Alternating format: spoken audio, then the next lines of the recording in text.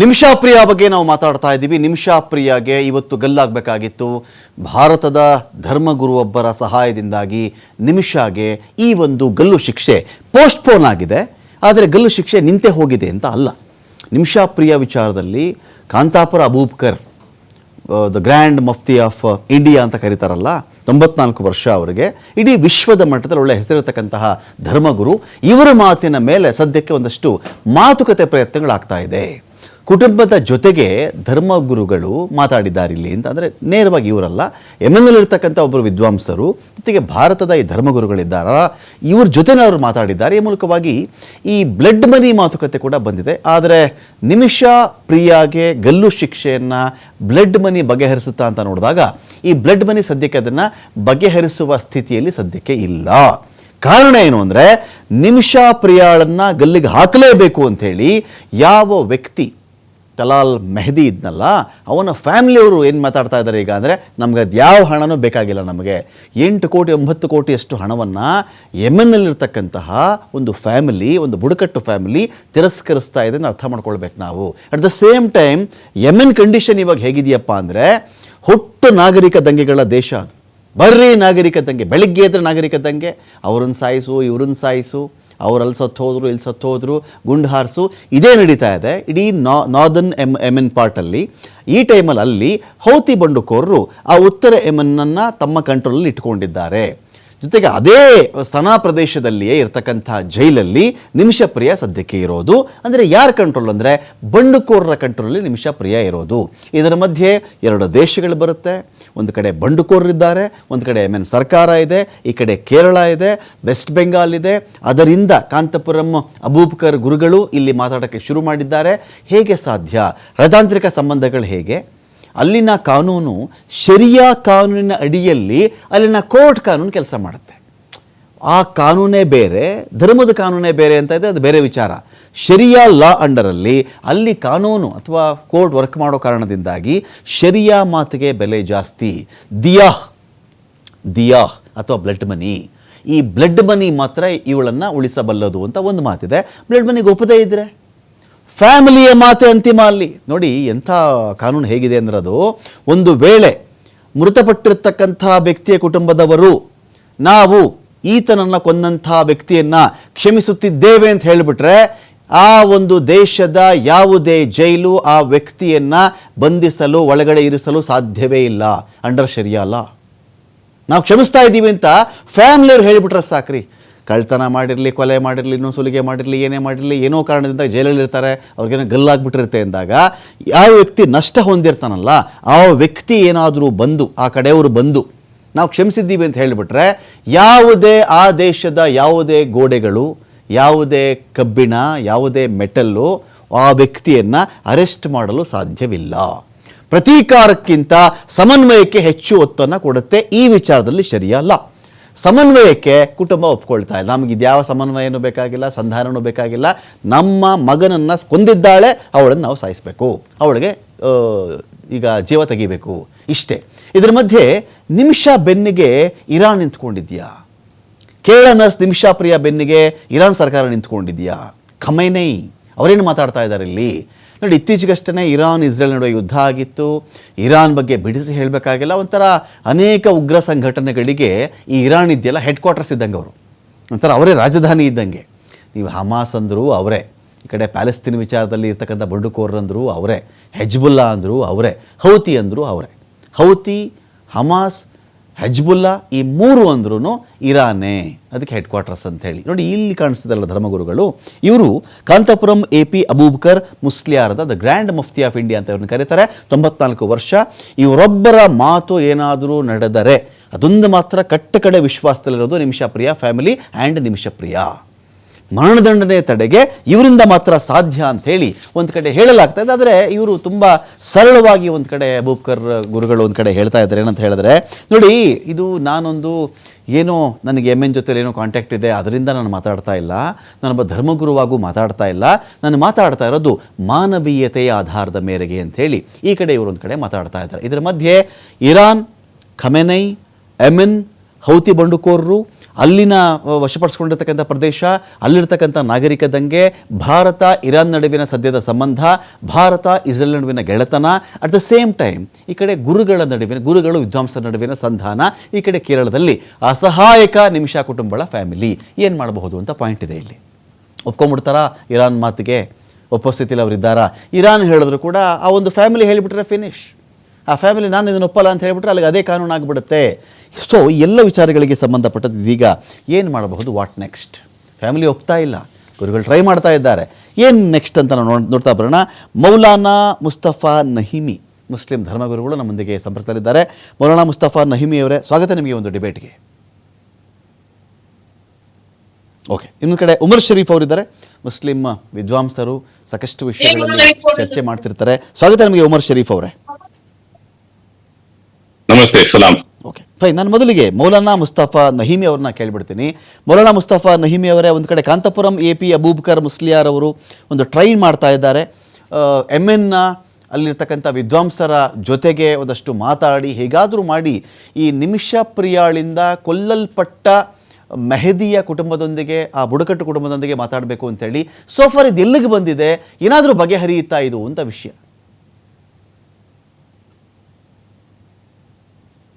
ನಿಮ್ಮ ವಾಯ್ಸ್ ಕೇಳಿಸ್ತಾ ಇಲ್ಲ ನನಗೆ ನಹಿಮಿ ಅವರೇ.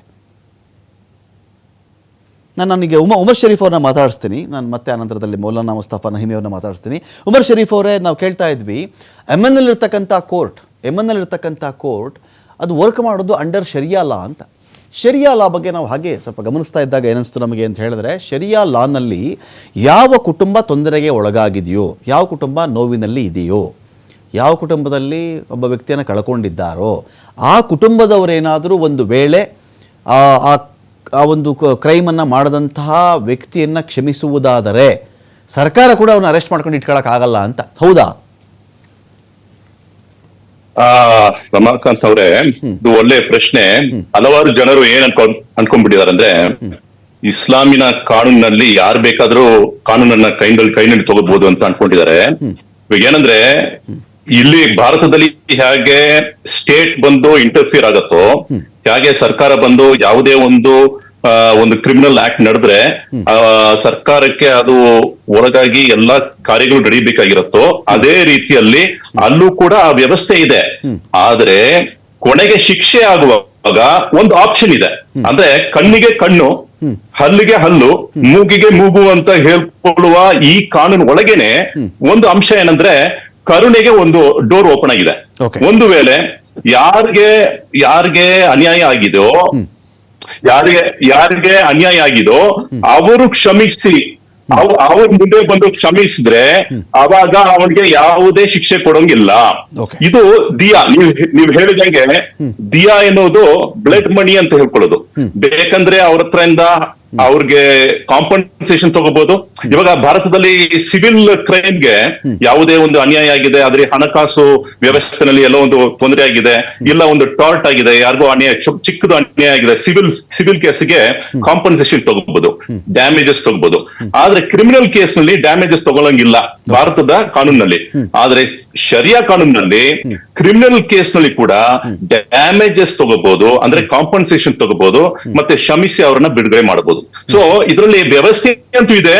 ಯಾರು ಬೇಕಾದ್ರೂ ಇಲ್ಲ ಅವನು ಒಂದು ಕ್ರೈಮ್ ಮಾಡಿದಾನೆ, ಇಲ್ಲ ನಾವು ಕ್ಷಮಿಸ್ತೀವಿ ಅಂತ ಬಿಡಂಗಿಲ್ಲ. ಫಸ್ಟ್ ಅದು ಸರ್ಕಾರಕ್ಕೆ ಬರುತ್ತೆ. ಅವರು ಬಂದು ಕಾನೂನು ಮೂಲಕ ಟ್ರಯಲ್ ಮಾಡಬೇಕಾಗಿರುತ್ತೆ. ಮತ್ತೆ ಅದರ ನಂತರ ಒಂದು ಆಪ್ಷನ್ ಓಪನ್ ಮಾಡ್ತಾರೆ, ಅಲ್ಲಿರತಕ್ಕಂಥ ಜಡ್ಜ್ ಓಪನ್ ಮಾಡ್ತಾರೆ, ನೀವು ಕ್ಷಮಿಸಬೇಕಂದ್ರೆ ಕ್ಷಮಿಸಬಹುದು ಅಂತ.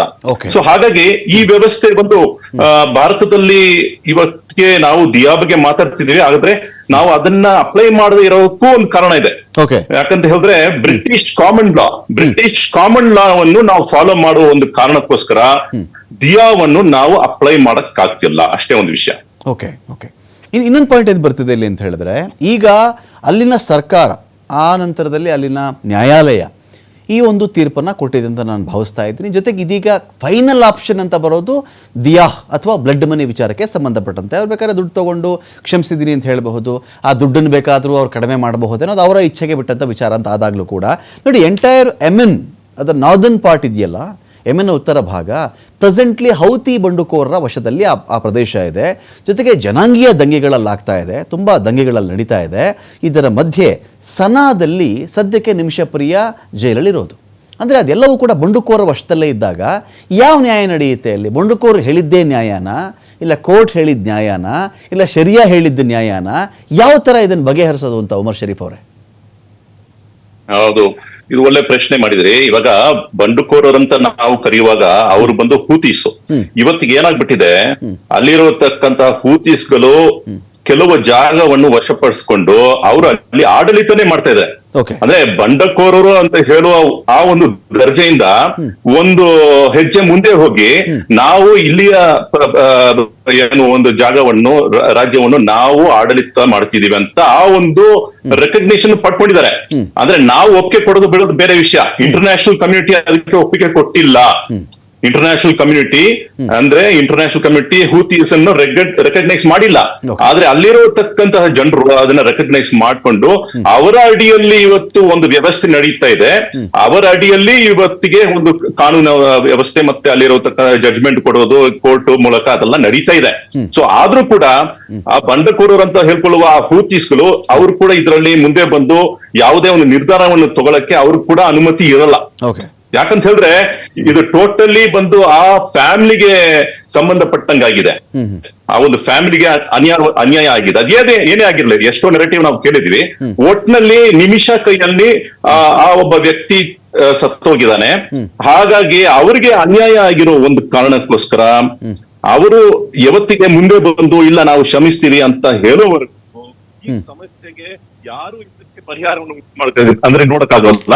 ಇನ್ಕ್ಲೂಡಿಂಗ್ ಎಪಿ ಅಬ್ದುಲ್ ಅಬುಬಕರ್ ಅವರು ಕೂಡ. ಇದೀಗ ಮುಸ್ಲಿಂ ಧರ್ಮ ಗುರುಗಳಾಗಿರ್ತಕ್ಕಂತಹ ಮೌಲಾನಾ ಮುಸ್ತಫಾ ನಹಿಮಿ ಅವರ ಮುಂದಿಗೆ ಸಂಪರ್ಕದಲ್ಲಿದ್ದಾರೆ. ಮುಸ್ತಫಾ ನಹಿಮಿ ಅವರೇ, ಈ ಶೇಖ್ ಹಬೀಬ್ ಉಮರ್ ಬಿನ್ ಹಫೀಜ್ ಯೆಮೆನಿ ಸೂಫಿ ಸ್ಕಾಲರ್, ಸೂಫಿ ವಿದ್ವಾಂಸರೊಬ್ಬರು ಯೆಮೆನ್ನ ಕಡೆಯಿಂದ ಈ ಕಡೆಯ ಕಾಂತಪುರಂ ಅಬೂಬಕರ್ ಮುಸ್ಲಿಯಾರ್ ಇದಾರಲ್ಲ, ಇವರೊಂದಿಗೆ ಟಚ್ ಅಲ್ಲಿದ್ದು ಆ ಫ್ಯಾಮಿಲಿಯೊಂದಿಗೆ ಕಾಂಟ್ಯಾಕ್ಟ್ ಅಲ್ಲಿ ಇದ್ದಾರೆ. ಇಲ್ಲಿ ಶಿಯಾ, ಸುನ್ನಿ, ಶರಿಯಾ, ಅಲ್ಲಿರತಕ್ಕಂಥ ವಿದ್ವಾಂಸರು ಇವರ ಮಾತುಗಳನ್ನು ಕೇಳೋದು, ಈ ಕಾಂಟ್ಯಾಕ್ಟ್ಸು, ಜೊತೆಗೆ ಸರ್ಕಾರ, ನ್ಯಾಯಾಲಯ, ಈ ಒಂದು ಜೊತೆಗೆ ಅಲ್ಲಿನ ಆ ಫ್ಯಾಮಿಲಿ ಕಡೆಯಿಂದನೇ ಒಬ್ಬರು ಹೈಕೋರ್ಟ್ ನ್ಯಾಯಾಧೀಶರು ಕೂಡ ಇದ್ದಾರೆ ಅಂತ ನಾನು ಕೇಳ್ಪಟ್ಟಿದ್ದೀನಿ. ಹೇಗೆ ವರ್ಕ್ ಆಗ್ತಿದೆ ಇದೆಲ್ಲವೂ ಅಂತ ನೋಡಿ. ಇಲ್ಲಿ ನಮ್ಮ ಈ ಚರ್ಚೆಯ ವಿಷಯಗಳಲ್ಲಿಯೂ ಗೊತ್ತಿದೆ. 2017ರಿಂದಲೇ ನಮ್ಮ ಭಾರತೀಯ ನರ್ಸ್ರವರು ಯಮನ್ನ ಪ್ರಜೆ ತಲಾಲ್ ಅಬ್ದುಲ್ ಮಹದಿ ಅವರ ಅವರನ್ನ ಕೊಲೆ ಮಾಡಿದ ಕಾರಣಕ್ಕಾಗಿ ಜೈಲಿನಲ್ಲಿದ್ದಾರೆ.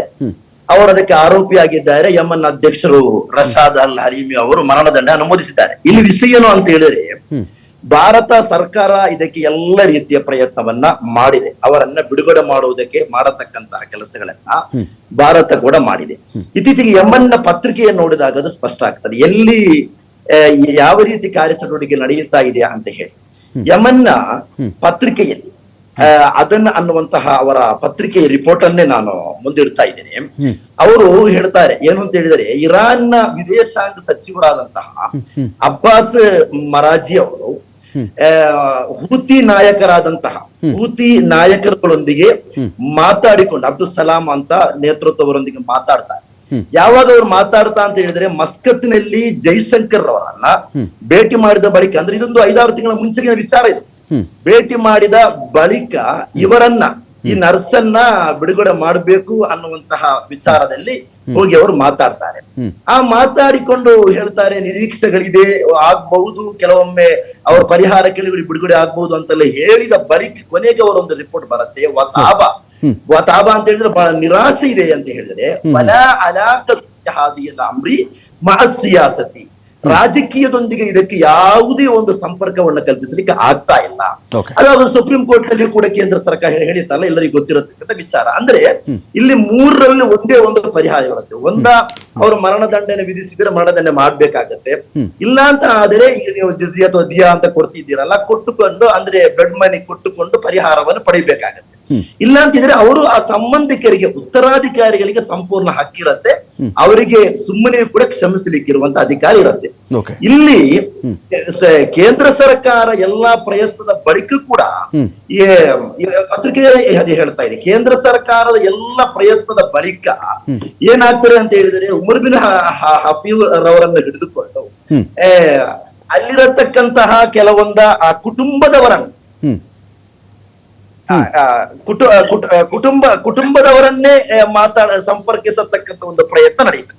ಅದನ್ನ ಬಗ್ಗೆ ಪತ್ರಿಕೆ ಸ್ಪಷ್ಟವಾಗಿ ಹೇಳ್ತೇನೆ ನೋಡಿ, ಅರಬ್ಬಿ ಪತ್ರಿಕೆ ಹೇಳ್ತದೆ ಏನೋ ಅಂತ. ಅದು ನಿನ್ನೆ ಅಂದ್ರೆ ಈಗ ಪೋಸ್ಟ್ಪೋನ್ ಆಯ್ತಲ್ಲ, ಅದಾದ ಬಳಿಕ ಬಂದಂತ ವಿಚಾರ. ಅಂದ್ರೆ ಅಲ್ಲಿ ಏನಾಗ್ತದೆ ಅಂತ ಹೇಳಿದ್ರೆ ಮಹದಿ ಅನ್ನುವಂತಹ ಈ ಕುಟುಂಬದಲ್ಲಿ ಬರುವಂತವರು ವಾಸ್ತವದಲ್ಲಿ ಹತರಾದ್ರಲ್ಲ, ಹತರಾದ ವ್ಯಕ್ತಿಯ ಕುಟುಂಬದಲ್ಲಿ ಬರುವವರಾಗಿದ್ದಾರೆ. ಅವರು ದಿಮಾರ್ ಅನ್ನುವ ಸ್ಥಳಕ್ಕೆ ಹೋಗಿಕೊಂಡು ಚರ್ಚೆಯನ್ನ ಮಾಡ್ತಾರೆ. ಈ ಚರ್ಚೆಯನ್ನ ಮಾಡ್ಲಿಕ್ಕೆ ಕಾರಣ ಏನು ಅಂತ ಹೇಳಿದರೆ ತಮ್ಮ ತರ್ತೀಬ ಹಾದಿ, ಈ ಒಂದು ವಿಚಾರಗಳು ಪೂರ್ತಿಯಾಗ ತಮ್ಮ ತರ್ತೀಬು ಹಾದಿಯಲ್ಲಿ ಕಾಯಿ ವಿವಾಸಿತ ಝഈಮ್ ರೈಸ್ ಶೇಖ್ ಅಬೂಬಕರ್ ಮುಸ್ಲಿಯಾರ್ ಮಿನ್ ವಿಲಾಯತಿ ಕೇರಳ ಬಿನ ಹಿಂದೆ, ಭಾರತದಲ್ಲಿರತಕ್ಕಂತಹ ಕೇರಳದ ಶೇಖ್ ಅಬೂಬಕರ್ ಅಹ್ಮದ್ ಅನ್ನುವಂತಹ ಓರ್ವ ಧಾರ್ಮಿಕ ನಾಯಕರು ಉಮರ್ ಹಫೀಜ್ ಅನ್ನುವಂತಹ ಅವರು ಕೂಡ ಅಂಗೀಕಾರ ಕೊಡುವಂತಹ, ಅಂದ್ರೆ ಅವರೊಬ್ಬ ಸೂಫಿ ವರ್ಯ. ಹಾಗಾಗಿ ಸಹಜವಾಗಿ ಆ ಕುಟುಂಬದವರಲ್ಲಿ ಮಾತಾಡತಕ್ಕಂತ ಅವರಿಗೊಂದು ಆಧ್ಯಾತ್ಮಿಕತೆಯ ಬಗ್ಗೆ ಇರಬಹುದು, ಸಮಾಧಾನಗಳ ಬಗ್ಗೆ ಇರಬಹುದು, ಹೇಳಿಕೊಂಡು ಅವರ ಮನವೊಲಿಸತಕ್ಕಂತಹ ಒಂದು ಸಾಮರ್ಥ್ಯ ಇರುವಂತಹ ಒಬ್ಬರನ್ನ ನಮ್ಮ ಇಂಡಿಯನ್ ಗ್ರ್ಯಾಂಡ್ ಮುಫ್ತಿಯಾಗಿದ್ದಾರೆ ಶೇಖ್ ಅಬೂಬಕರ್ ಅಹ್ಮದ್ ರವರು. ಆರಂಭದಲ್ಲಿ ಇಲ್ಲಿ ಭಯೋತ್ಪಾದನೆಯ ವಿರುದ್ಧ ಫತವಾ ಹೊರಡಿಸಿದಂತಹ ಒಬ್ಬ ಉಲಮಾ ನಾಯಕರಾಗಿದ್ದಾರೆ ಅವರು.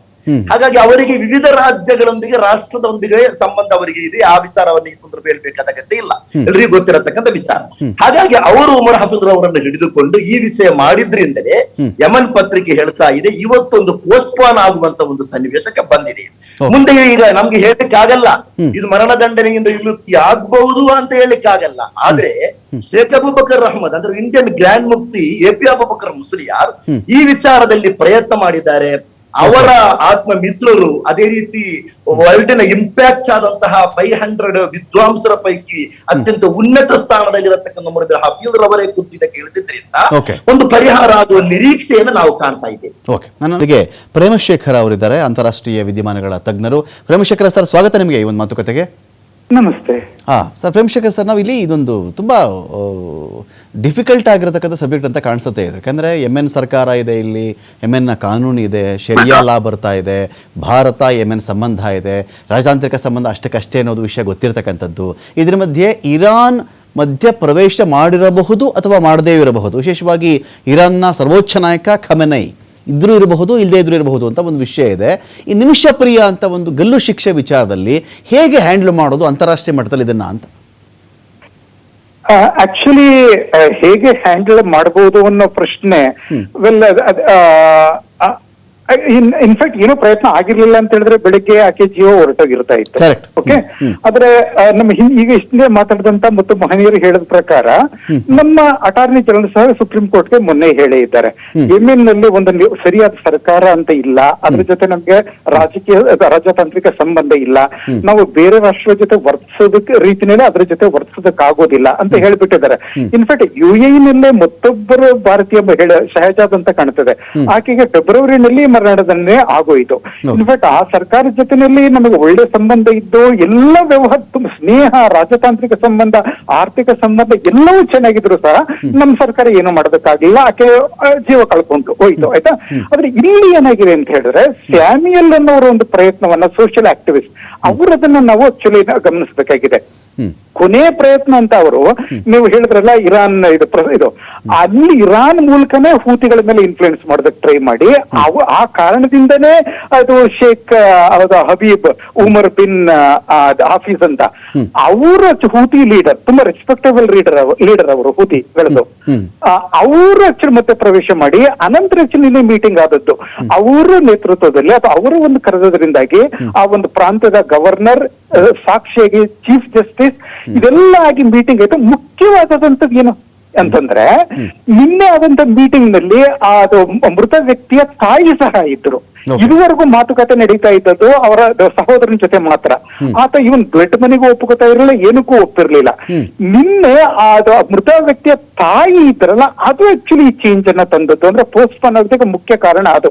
ತಾಯಿಗೆ ಆಕ್ಚುಲಿ ಎಲ್ಲ ಇಡೀ ಪ್ರಸಂಗವನ್ನು ವಿವರಿಸಿ ಯಾಕಾಗಿ ನಿಮಿಷ ಪ್ರಿಯ ಆ ರೀತಿ ಮಾಡ್ಬೇಕಾಯ್ತು ಅಂದ್ರೆ, ಯೆಮೆನಿ ಕಾನೂನು ಪ್ರಕಾರ ಅಲ್ಲಿ ಏನಾದ್ರೂ ವಿದೇಶಿ ವ್ಯಕ್ತಿಯನ್ನು ವ್ಯವಹಾರ ಶುರು ಮಾಡ್ಬೇಕು ಅಂದ್ರೆ ಅಲ್ಲಿಯೇ ಒಬ್ಬ ವ್ಯಕ್ತಿ ಪಾರ್ಟ್ನರ್ ಆಗಿರ್ಲೇಬೇಕು, ನಾಗರಿಕ. ಆ ಕಾರಣಕ್ಕೆ ಒಬ್ಬನ್ನ ತಗೊಂಡ್ರೆ ಆತ ಈಕೆ ಮೇಲೆ ದಬ್ಬಾಳಿಕೆ ಮಾಡಕ್ ಶುರು ಮಾಡಿ, ಪೀಡಿಸೋದಕ್ ಶುರು ಮಾಡಿ, ಪಾಸ್ಪೋರ್ಟ್ ಕಿತ್ತಿಟ್ಕೊಂಡು ಮತ್ತೆ ಈಕೆ ಮೇಲೆ ಕೆಟ್ಟ ದೃಷ್ಟಿಯನ್ನು ಹಾಕಿದಾಗ ಅವನಿಂದ ತಪ್ಪಿಸ್ಕೊಂಡ್ ಬರ್ಬೇಕು ಅಂದ್ಕೊಂಡು ಆಕ್ಚುಲಿ ಪಾಸ್ಪೋರ್ಟ್ ತಗೋಬೇಕು ಅಂತಷ್ಟೇ ಅದ ಪ್ರಯತ್ನ ಪಟ್ಲು. ಅದನ್ನ ಬೇಹೋಶ್ ಮಾಡಿ ಅದರ ಅತಿರೇಕ ಕೋರ್ಟಿಗೆ ಅವನು ಸತ್ತೇ ಹೋದ. ಹೀಗಾಗಿ ಆಕೆ ಮಾಡೋದಕ್ಕೆ ಈ ಕಾರಣ ಇದೆ ಅಂತೆಲ್ಲ ಹೇಳಿದ್ಮೇಲೆ ಆ ವ್ಯಕ್ತಿಯ ತಾಯಿ ಆಕ್ಚುಲಿ ಅವರ ಮಧ್ಯ ಪ್ರವೇಶದಿಂದ ಏನಾಗಿದೆ, ಈಗ ಪೋಸ್ಟ್ ಪೋನ್ ಆಗಿದೆ. ಇದು ಆದ್ರೆ ಪೋಸ್ಟ್ಪೋನ್ ಆಗಿದ್ರಿಂದ ಅರ್ಥ ಆಯ್ತು, ನಾವು ಬಿಟ್ಬಿಡ್ತೀವಿ, ಬ್ಲಡ್ ಮನಿ ತಗೋತೀವಿ ಅಂತ ಅವ್ರ ಇನ್ನೂ ಒಪ್ಕೊಂಡಿಲ್ಲ. ಅಂದ್ರೆ ಈಗ ಎಸ್ ಅಂತಾನೂ ಇಲ್ಲ, ನೋ ಅಂತಾನೂ ಇಲ್ಲ. ಹೀಗಾಗಿ ಆದ್ರೆ ಅದರಿಂದಾಗಿ ಎಷ್ಟು ದಿನಗಳ ತನಕ ನಿಮಿಷ ಪ್ರಿಯ ಬದುಕು ಉಳಿತದೆ ನಮಗೆ ಗೊತ್ತಿಲ್ಲ. ಮತ್ತೆ ಮಾತುಕತೆ ಮುಂದುವರಿತಾ ಇದೆ. ಹಾಗಾಗಿ ಕೊನೆಗೆ ಒಪ್ಪಿಕೊಂಡ್ರೆ ಸ್ಯಾಮ್ಯುಯಲ್ ಅವ್ರು ಹೇಳೋ ಪ್ರಕಾರ 11 crore ಇಂಡಿಯನ್ ರುಪೀಸ್ ಅದ್ರ ಈಕ್ವಿವಲೆಬಲ್ ಅಮೌಂಟ್ ಯೆಮೆನಿ ಕರೆನ್ಸಿಲಿ ಕೊಡುವಂತ ಪ್ಲಾನ್ ಮತ್ತೆ ಅವರ ಸಹೋದರನಿಗೆ ಸೌದಿ ಅರೇಬಿಯಾ ಅಥವಾ UAE ನಲ್ಲಿ ಒಂದು ನೌಕರಿಯನ್ನ ಕೊಡಿಸುವಂತ ಇದು ಕೊನೆಗೆ ಆ ತಾಯಿ ಆ ಮಾತೆ ಒಪ್ಕೊಳ್ತು ಅಂತ ಹೇಳಿದ್ರೆ ನಿಮಿಷ ಪ್ರಿಯ ಸಹ ಉಳ್ಕೊಳ್ತಾಳೆ. ಇಲ್ಲ ಅಂತಂದ್ರೆ ಆಕ್ಚುಲಿ ಇಲ್ಲ, it our fate hangs in balance. ಈಗ ಇನ್ನೊಂದು ವಿಚಾರ ಸರ್, ಈಗ ನಮ್ಮ ದೇಶದಲ್ಲಿ ಯಾರಿಗಾದ್ರೂ ಗಲ್ಲು ಶಿಕ್ಷೆ ಅಂತ ವಿಧಿಸಿದ್ರೆ ರಾಷ್ಟ್ರಪತಿಗಳು ಅಂತಿಮವಾಗಿ ಒಂದು ಕ್ಷಮಾದಾನ ಬೇಕಿದ್ರೆ ಕೊಡಬಹುದು ಅಂತ ರಾಷ್ಟ್ರಪತಿಗಳಿಗೆ ಆ ಒಂದು ಇದೆ. ಯೆಮೆನ್ ಲಾ ಏನ್ ಹೇಳುತ್ತೆ ಅಲ್ಲಿನ ಸರ್ಕಾರದ ಮಟ್ಟದಲ್ಲಿ, ಅಲ್ಲಿನ ಕೋರ್ಟ್ ಆ ಥರದ ಕ್ಷಮಾದಾನ ಸರ್ಕಾರದ ಮಟ್ಟದಲ್ಲಿ ಇಲ್ವೇ ಇಲ್ವಾ ಅಲ್ಲಿ ಅಂತ? ಇಲ್ಲ ಒಂದ್ ಮಾತು ಇದೆ. ಯೆಮೆನ್ ನ ರಾಷ್ಟ್ರಪತಿಗಳು ಸಹ ನಿರಾಕರಿಸಿದ್ದಾರೆ, ಅದು ಆಗೋಗಿದೆ. ಅದೆಲ್ಲ ಆದ್ಮೇಲೆನೆ ಜುಲೈ 17ನೇ ತಾರೀಕು ಬೆಳಿಗ್ಗೆ ಮರಣದಂಡನೆ ಅಂತ ಫೈನಲ್ ಆದದ್ದು. ರಾಷ್ಟ್ರಪತಿಗಳು ನಿರಾಕರಿಸಿದ ಮೇಲೆ ಅವರು ಕ್ಷಮಾದಾನ ಕೊಟ್ಟಿದ್ರು, ಆಕೆ ಉಳ್ಕೋತಾ ಇದ್ಲು. ಕೊನೆಗೆ ಬಿಟ್ಬಿಟ್ಟದ್ದು ಆ ಫ್ಯಾಮಿಲಿ ಬ್ಲಡ್ ಮನಿ ತಗೊಂಡು ಬಿಟ್ಬಿಡ್ತದ ಅಂತ. ಇನ್ನೊಂದ್ ಮಾತು ಹೇಳೇ ಬಿಡ್ತೀನಿ, ಬ್ಲಡ್ ಮನಿಗೂ ಸಹ ಒಪ್ಪಿಕೊಂಡ್ರೆ ಎಲ್ಲಿಂದ ಕೊಡುದು? ಆಯ್ತಾ? ಯಾಕಂದ್ರೆ ಗವರ್ಮೆಂಟ್ ಇಂದ ಕೊಡೋದಕ್ಕಾಗೋದಿಲ್ಲ ಅದನ್ನ. ಮತ್ತೆ ನಮ್ಮ ವಿದೇಶಿ ಎಂಬಸಿಗಳಲ್ಲಿ ಒಂದು ವೆಲ್ಫೇರ್ ಫಂಡ್ ಅಂತ ಒಂದು ಇರ್ತದೆ. ಈಗ ಭಾರತೀಯರ ತೊಂದರೆ ಅದರ ದೇಶದಲ್ಲಿ ಅವ್ರಿಗೆ ಸಹಾಯ ಮಾಡೋದಕ್ಕೆ. ಯೆಮೆನ್ ನಲ್ಲಿ ಸಾನಾದಲ್ಲಿ ನಮ್ದು ಎಂಬಸಿನೇ ಇಲ್ಲ, ವೆಲ್ಫೇರ್ ಫಂಡು ಇಲ್ಲ. ಈ ದುಡ್ಡು ಅಂದ್ರೆ ಬಹುಶಃ ಜೀವ ಉಳ್ಕೊಂಡ್ರೆ ಹೇಗಾದ್ರೂ ಹೊಂದಿಸಬಹುದು. ಬಹುಶಃ ನಮ್ಮ PM ವೆಲ್ಫೇರ್ ಫಂಡ್ ಇಂದ ಕೊಡ್ಬೋದು ಅನ್ಸುತ್ತೆ. PM ವೆಲ್ಫೇರ್ ಫಂಡ್ ಇಂದ ರಾಜೀವ್ ಗಾಂಧಿ ಫೌಂಡೇಶನ್ಗೆಲ್ಲ ಹಣ ಹೋಗೋದಾದ್ರೆ ನಿಮಿಷ ಪ್ರಿಯನ ಉಳಿಸೋದಕ್ಕೆ ಕೊಡೋದಕ್ಕೆ ಏನ್ ತಪ್ಪು ಅದರಲ್ಲಿ? ಹಾಗಾದ್ರೂ ಮಾಡ್ಬೋದು. ಅಥವಾ ಫ್ಯಾಮಿಲಿ ಪ್ರಯತ್ನ ಪಡ್ತಾರೆ ಅದಕ್ಕೆ. ಒಂದು ಆ ತಾಯಿ ಒಪ್ಪುಕೋಬೇಕು.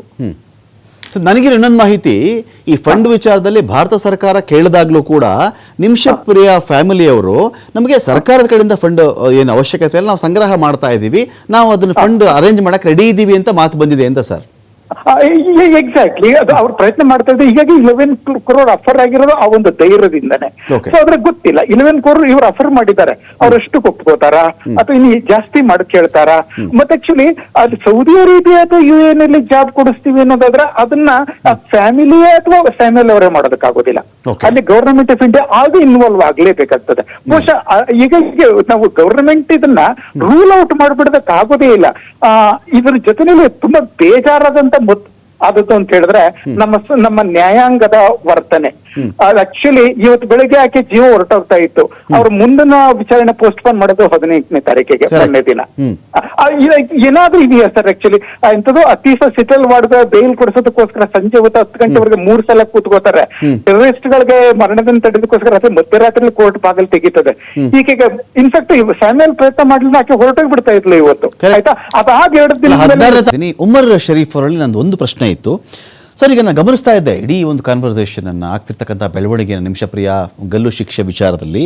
ಇಲ್ಲಿ ಕಾಂತಪುರಂ ಅಬೂಬ್ಕರ್ ಮುಸ್ಲಿಯಾರ್ ಅವರು ಒಂದ್ ಕಡೆ ಹೇಳ್ತಾರೆ, ಆಸ್ ಎ ಹ್ಯೂಮನ್ ಬೀಯಿಂಗ್ ಅಂತ ಹೇಳ್ತಾರೆ. ಆಸ್ ಎ ಹ್ಯೂಮನ್ ಬೀಯಿಂಗ್ ನಾನು ಇದರಲ್ಲಿ ಕೇಳ್ಕೊಳ್ತಾ ಇದ್ದೀನಿ ಅಂತ ಹೇಳಿ. ಇದೇ ವಿಚಾರದಲ್ಲಿ ಅವರು ನಾನೊಬ್ಬ ರಿಲಿಜಿಯಸ್ ಲೀಡರ್ ಆಗಿ, ನಾನೊಬ್ಬ ಧರ್ಮಗುರುವಾಗಿ ನಾನು ಇದನ್ನು ನಿಮ್ಗೆ ಕೇಳ್ಕೊಳ್ತಾ ಇದ್ದೀನಿ. ಈ ವಿಷಯದ ಮೂಲಕನೂ ಅವರು ಅದನ್ನು ಪ್ರಸ್ತಾಪ ಮಾಡಬಹುದಾಗಿತ್ತು. ಬರೀ ಮಾನವೀಯ ನೆಲೆಗಟ್ಟನ್ನು ಯಾಕೆ ಹೇಳ್ತಾರೆ ಅಂತ ಒಂದು. ಜೊತೆಗೆ ಇನ್ನೊಂದೇನಿದೆ ಅಂತ ಹೇಳಿದ್ರೆ, ಕೆಲವು ಸೆಲೆಕ್ಟಿವ್ ಕೇಸ್ಗಳಲ್ಲಿ ಮಾತ್ರ ಈ ಥರ ಆಗ್ತವೆ, ಹೈ ಪ್ರೊಫೈಲ್ ಆರ್ ಸೆಲೆಕ್ಟಿವ್. ಇತರೆ ಕೇಸ್ಗಳಲ್ಲಿ ಆಯಿತು, ನಿಮಿಷ ಪ್ರಿಯ ಇನ್ನುಳಿದಂತೆ ಯಾವುದೋ ಬೇರೆ ಬೇರೆ ಮುಸ್ಲಿಂ ರಾಷ್ಟ್ರಗಳಲ್ಲಿ ಎಷ್ಟೋ ಜನ ಗಲ್ಲು ಶಿಕ್ಷೆಗೆ ಒಳಗಾಗಿರಬಹುದು ಅಂತ ಎಲ್ಲ ಕಡೆಯಲ್ಲಿಯೂ ಕೂಡ ಭಾರತದ ಧರ್ಮಗುರುಗಳು ಈ ಥರ ಇಂಟರ್ವೀನ್ ಆಗಿದ್ದಾರಾ, ಆಗಲ್ವಾ? ಹೈ ಪ್ರೊಫೈಲ್ ಕೇಸ್ಗಳಿಗೆ ಮಾತ್ರ ಸೀಮಿತವಾಯಿತು ಅಂತ? ಒಳ್ಳೆ ಪ್ರಶ್ನೆ ಮಾಡಿದೆ. ಇವಾಗ ನನ್ ಸ್ಟ್ಯಾಂಡ್ ಏನಂದ್ರೆ, ಧರ್ಮಗುರುಗಳು ಇಂತಹ ವಿಚಾರಗಳಲ್ಲಿ ಅವ್ರು ಮುಂದೆ ಬಂದ್ರೆ ಬರೋ ಕಾಲದಲ್ಲಿ ಇನ್ನೂ ತೊಂದರೆಗಳು ಜಾಸ್ತಿ ಆಗತ್ತೆ. ಯಾಕಂತ ಹೇಳಿದ್ರೆ ಒಂದು ನಾಡಿನಲ್ಲಿ, ಒಂದು ರಾಜ್ಯದಲ್ಲಿ ಅಲ್ಲಿರತಕ್ಕಂತ ವ್ಯವಸ್ಥೆ ಒಳಗೆ ಅವ್ರಿಗೆ ಅಂತ ಒಂದ್ ಕೆಲವು ನಿಯಮಗಳು ಇರುತ್ತೆ. ಅಲ್ಲಿ ಹೋಗ್ಬಿಟ್ಟು ನಾವು ಮೂಗ್ ತೋರಿಸ್ಕೊಂಡು ನೀವು ಇದನ್ನ ತಡೆ ಮಾಡಿ ಅಂತ ಹೇಳುವಾಗ ಅದಕ್ಕೆ ಒಪ್ಪಂದ ಬೇಕಾಗಿರುತ್ತೆ. ಇಂಟರ್ನ್ಯಾಷನಲ್ ಲಾ ನಲ್ಲಿ ಒಪ್ಪಂದ ಬೇಕಿರುತ್ತೆ. ಸುಮ್ನೆ ಯಾರ್ ಬೇಕಾದ್ರೂ ನೀವು ತಡೆ ಮಾಡಿ ಅಂತ ಹೇಳಕ್ಕೆ ಯಾರಿಗೂ ಅಧಿಕಾರ ಇಲ್ಲ. ಇವಾಗ ಅಬೂಬಕರ್ ಮುಸ್ಲಿ ಅವರು ಮುಂದೆ ಬಂದಿದ್ದಾರೆ, ಮಾನವೀಯತೆ ಮೂಲಕ ಅಂತ ಹೇಳಿದ್ದಾರೆ. ಈ ಮಾನವೀಯತೆಯನ್ನು ಎಷ್ಟು ಮಟ್ಟಿಗೆ ನೀವು ಕಂಟಿನ್ಯೂಸ್ ಆಗಿ ಪಾಲಿಸಬಹುದು? ಎಲ್ಲಾ ವಿಚಾರಕ್ಕೂ ನೀವು ಮುಂದೆ ಬರಕ್ಕಾಗತ್ತಾ? ಇವಾಗ ಸೌದಿ ಅರೇಬಿಯಾನಲ್ಲಿ ನಾಳೆ ಯಾರಿಗೋ ಗಲ್ಲು ಶಿಕ್ಷೆ ಆಗುವಾಗ ನೀವು ಅಲ್ಲಿ ಹೋಗಿ ಇದನ್ನ ನಿಲ್ಸಿ ಅಂತ ಹೇಳಕ್ಕಾಗತ್ತಾ? ಇಲ್ಲ, ನಾಳೆ ಒಂದು ಪ್ರಶ್ನೆ ಬರುತ್ತೆ ನಿಮ್ಗೆ, ಈ ನಿಮಿಷ ಕೇಸ್ಗೆ ನೀವು ಮುಂದೆ ಬಂದ್ರಿ, ಯಾಕೆ ಅಲ್ಲಿ ಆಶಾ ಕೇಸ್ಗೆ ಮುಂದೆ ಬಂದಿಲ್ಲ ಅಂತ ಹೇಳುವಾಗ ಅವಾಗ ನೀವು ಏನ್ ಉತ್ತರ ಕೊಡಕ್ಕಾಗತ್ತೆ? ಇವಾಗ ಇಂತಹ ವಿಚಾರಗಳಲ್ಲಿ ನನ್ ಪ್ರಕಾರ ಏನಂದ್ರೆ, ಇಲ್ಲಿ ನಾವು ಮುಂದೆ ಬರೋದೇ ನನ್ಗೇನೋ ಒಂದ್ ರೀತಿಯಲ್ಲಿ as a student of law, ಅಂದ್ರೆ ಕಾನೂನನ್ನು ನಾನು ಅರ್ಥ ಮಾಡಿರೋ ಒಂದು ಕಾರಣಕ್ಕೋಸ್ಕರ ನನ್ಗೇನೋ ಅದನ್ನ ಡೈಜೆಸ್ಟ್ ಮಾಡಕ್ ಆಗ್ತಿಲ್ಲ. ನನಗೆ ಇದರಲ್ಲಿ ಇದರಲ್ಲಿ ಮಾನವೀಯತೆ ನನ್ಗೆ ಹುಡುಕಕ್ಕೆ ನನ್ಗೆ ಆಗ್ತಿಲ್ಲ. ಇದರಲ್ಲಿ ಮಾನವೀಯತೆಯನ್ನು ನನಗೆ ಹುಡುಕಕ್ ಆಗ್ತಿಲ್ಲ. ಯಾಕಂತ ಹೇಳಿದ್ರೆ ಇವಾಗ ಎಲ್ಲರೂ ಮಾನವೀಯತೆಯನ್ನು ತೋರಿಸ್ಬೇಕಂದ್ರೆ ಯಾರಿಗೂ ಗಲ್ಲು ಶಿಕ್ಷೆ ಆಗ್ಬಾರ್ದು. ಇಲ್ಲ, ಯಾಕೆ ಭಾರತದಲ್ಲಿ ಎಷ್ಟೋ ಕೇಸ್ ನಡೀತಿದೆ, ಮತ್ತೆ ಅಲ್ಲಿ ಕೂಡ ಮಾನವೀಯತೆ ಬಗ್ಗೆ ಮಾತಾಡ್ಬೋದಲ್ಲ. ಇದನ್ನ ಗಲ್ಲು ಶಿಕ್ಷೆ ಕೊಡಬೇಡಿ ಅಂತ ಹೇಳಕ್ಕೆ ಅಲ್ಲಿ ಮಾಡಕ್ಕಾಗತ್ತಾ? ಮಾಡಕ್ಕಾಗಲ್ಲ ತಾನೆ. ಮತ್ತೆ ಏನಕ್ಕೆ ಅದು ಸೆಲೆಕ್ಟಿವ್ ಅಂದ್ರೆ, ಇವತ್ತಿಗೆ ಮೀಡಿಯಾ ವಿಷಯ ಏನ್ ಗೊತ್ತಾ ಉಮರ್ ಶರೀಫ್, ವಿಷಯ ಏನು ಅಂತ ಹೇಳಿದ್ರೆ, ನಿಮಿಷ ಪ್ರಿಯಾಳದ್ದು ಇಂಟೆನ್ಷನಲ್ ಕ್ರೈಮ್ ಅಲ್ಲ. ಆತನ ಒಬ್ಬ ಪಾರ್ಟ್ನರ್ ಬೇಕಿತ್ತು. ಅಲ್ಲಿನ ದೇಶದ ಕಾನೂನು ಪ್ರಕಾರವಾಗಿ ಒಂದು ಬಿಸ್ನೆಸ್ ಶುರು ಮಾಡಬೇಕಾದ್ರೆ ಪಾರ್ಟ್ನರ್ಶಿಪ್ಪಲ್ಲಿ ಇದ್ಲು. ಮೊದಲು ಒಂದು ಕಂಪ್ಲೇಂಟ್ ಕೊಟ್ಟಿದ್ಲು, ಅವ್ನು ಕಿರುಕುಳ ಕೊಡ್ತಾ ಇದ್ದಾನೆ ಅಂತ ಹೇಳಿ. ಅವನು ಶಿಕ್ಷೆ ತೊಗೊಂಡು ಬಂದ, ಮತ್ತೆ ವಾಪಸ್ ಬಂದ, ಆಮೇಲೂ ಕಿರುಕುಳ ಕೊಡೋಕ್ಕೆ ಶುರು ಮಾಡ್ದ ಅವಳು ನಿದ್ರೆ ಬರೋ ಇಂಜೆಕ್ಷನನ್ನು ಕೊಟ್ಟು ಪಾಸ್ಪೋರ್ಟ್ ಕಸಿದುಕೊಂಡು, ತನ್ನ ಪಾಸ್ಪೋರ್ಟ್ ತಾನು ಕಸಿದುಕೊಂಡು ದೇಶ ಬಿಡೋ ಆಲೋಚನೆಯಲ್ಲಿದ್ಲು. ದುರ್ದೈವವಶಾತ್ ಅವನು ಸತ್ತು ಹೋಗ್ಬಿಟ್ಟ. ಆನಂತರ ಆತನ ಬಾಡಿ ಪೀಸ್ ಮಾಡಿ ವಾಟರ್ ಟ್ಯಾಂಕ್ ಹಾಕಿದ್ಲು ಅಂತ ವಿಷಯ ಇದ್ದಾಗ, ಇದರಿಂದ ಪಾರಾದರೆ ಸಾಕು ಅನ್ನೋ ಇಂಟೆನ್ಷನ್ ಜಾಸ್ತಿ ಇತ್ತೆ ವಿನಃ ಅವನ್ ಮೆಹದಿಯನ್ನ ಸಾಯಿಸ್ಬಿಟ್ಟು ನಾನು ಹೋಗ್ಬೇಕು ಅನ್ನೋ ಇಂಟೆನ್ಷನ್ ಇರಲಿಲ್ಲ ಅನ್ನೋದು ಮಾತ್ರ ಒಂದು ಮಾನವೀಯ ಎಳೆಗೆ ಒಂದು ಕಾರಣ ಆಗಬಹುದಾ ಇಲ್ಲಿ ಅಂತ? ಇದು ಒಂದು ನರೇಟಿವ್ ಆಗಿದೆ. ಅಂದ್ರೆ ಒಬ್ಬ ಮನುಷ್ಯ, ಒಬ್ಬ ವ್ಯಕ್ತಿಯನ್ನು ಕೊಂದು ಹಾಕುವಾಗ ಅವನಿಗೆ ಮೆನ್ಸ್ರಿಯಾ ಬೇಕಿರುತ್ತೆ. ಮೆನ್ಸ್ರಿಯಾ ಅಂದ್ರೆ ಅವನಿಗೆ ಉದ್ದೇಶ ಪೂರ್ವಕವಾಗಿ ಅವನು ಸಾಯಿಸಕ್ಕೆ ಮುಂದೆ ಬಂದ್ರೆ ಮಾತ್ರ ಅದು ಮರ್ಡರ್ ಆಗತ್ತೆ. ಇಲ್ಲಿರತಕ್ಕಂತ ಇದರಲ್ಲಿ ಮೆನ್ಸ್ರಿಯಾ ಇತ್ತ ಇಲ್ವೋ ಅಂತ ಎಕ್ಸಾಮಿನ್ ಮಾಡೋದು ಕೋರ್ಟಾ ಇಲ್ಲ ನಾವಾ?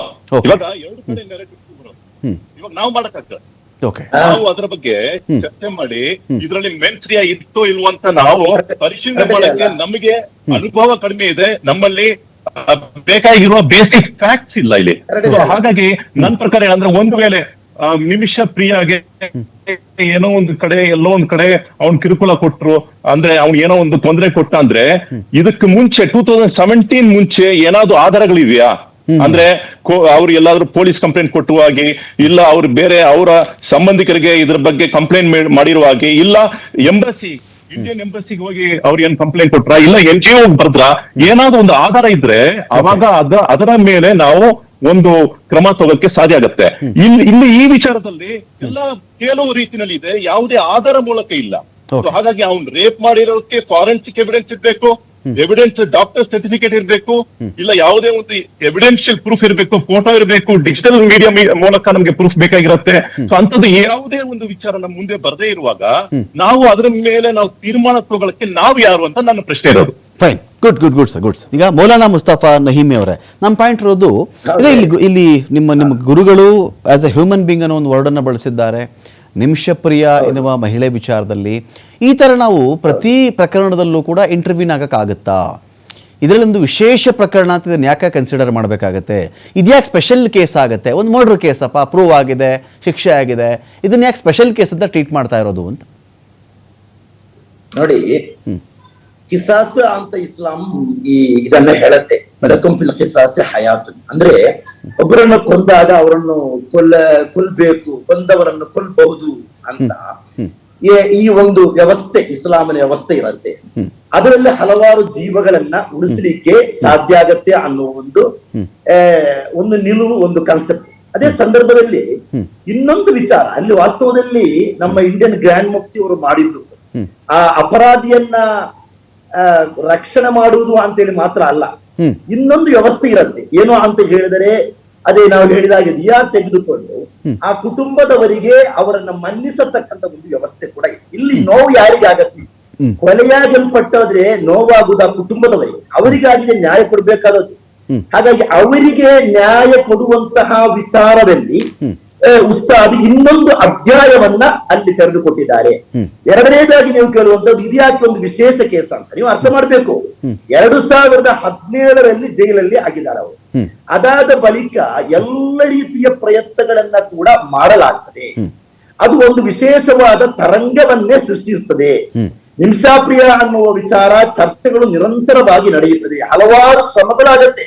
ಸುಪ್ರೀಂ ಕೋರ್ಟ್ ಅಲ್ಲಿ ಕೇಂದ್ರ ಸರ್ಕಾರ ಕೂಡ ಹತಾಶೆ ವ್ಯಕ್ತಪಡಿಸೋದನ್ನ ಕಾಣಲಿಕ್ಕೆ ಸಾಧ್ಯ ಆಗತ್ತೆ. ಇದೊಂದು ಮಾನವೀಯತೆ ಅಲ್ಲ ಅಂತ ಅವ್ರು ಹೇಳಿದ್ರಲ್ಲ, ಹಾಗಾದ್ರೆ ಈ ಮುಂಚೆ ನಡೆದ ಎಲ್ಲರೂ ಮಾಡಿದ್ದು ಕೂಡ ಮಾನವೀಯತೆ ಅಲ್ಲ ಅಂತ ಹೇಳ್ಬೇಕಾಗತ್ತೆ. ನಮ್ಮ ಧರ್ಮಗುರುವಾದ ಇಂಡಿಯನ್ ಗ್ರ್ಯಾಂಡ್ ಮುಫ್ತಿ ಮಾಡಿದ್ದು ಮಾನವೀಯತೆ ಆಗಿದೆ. ಯಾಕೆಂತ ಹೇಳಿದ್ರೆ, ತಪ್ಪು ಮಾಡಿದಂತಹ ಹೆಣ್ಣಿನ ಒಂದು ಅಸಹಾಯಕ ಸ್ಥಿತಿ, ಅದರ ಬಗ್ಗೆ ನೀವೇ ಹೇಳಿದ್ರಿ. ಅಂದ್ರೆ ಅಸಹಾಯಕ ಸ್ಥಿತಿ ಇದ್ದಾಗ ಮಾಡ್ಬೇಕು ಅಂತ ಹೇಳಿ ಏನಲ್ಲ, ಆದ್ರೂ ಕೂಡ ಅವಳು ಪಾರು ಮಾಡ್ಲಿಕ್ಕೆ ಏನೋ ಮಾಡಿದ್ರು, ಅದು ಇನ್ನೊಂದು ಆಯಿತು ಅಂತ ಒಂದು ವಿಚಾರ ಕೂಡ ನಾವು ತಿಳಿದುಕೊಳ್ಬೇಕಾಗತ್ತೆ ಅಲ್ಲಿ. ಆದ್ರೆ ಆ ತಾಯಿ, ಆ ಮಗಳ ತಾಯಿಯಿಂದ ಅಸಹಾಯಕ ಆಗ್ತಾಳೆ, ಅವಳನ್ನು ನಂಬಿಕೊಂಡಂತ ಕುಟುಂಬ ಅಸಹಾಯಕ ಆಗ್ತದೆ, ಅವರೇನು ತಪ್ಪು ಮಾಡಿಲ್ಲಲ್ಲ.